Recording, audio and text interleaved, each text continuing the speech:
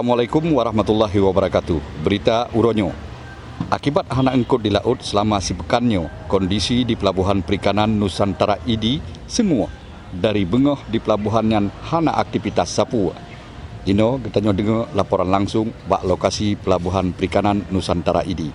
Ya, pemirsa Freelance News, Pak Mantau drone berada, Uronyo lun berada di TPI, Pelabuhan Saji di PPN-nyo, wate keadaan jam-jam lagi-nyo atau bengah, aktivitas nelayan ini ramai, tapi ni ba dalam 3 minggunya, karap 3 minggu, aktivitas nelayan sangat kurang karena kondisi nelayan penghasil penangkapan je kurang ataupun hana angkut di laut.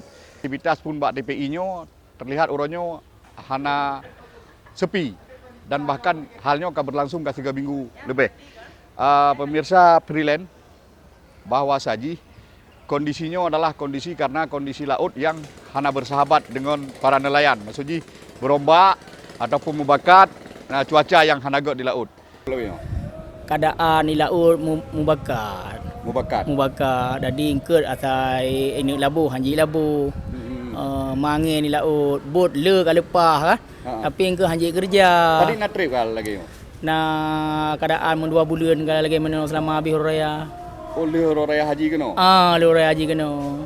Jadi bot na lepah laut. Bot na lepah angkut hana. Jadi biasa haji kurang rame no. Biasa haji kok hana rame lagi. Hai biasa haji rame karena rame leungkeut kan. Nyo di saat kurang angkut muge-muge hana truk tu. Hana ejak ada ejak hana angkut. Saboh bot iwo padik ton apa? Berarti uronyo yang terbukti saboh bot iwo titon ke dekat bot raya. Nyan bot raya. Biasa haji bot raya yang padik ton. Bot raya biasa menyejak tengah paling kurang 10 12 ton menan kan. Dan pi bot-bot dekat bot kirimnya biasa naik kirim 10 bot biber nyo saya tak bot biber 2 bot biber.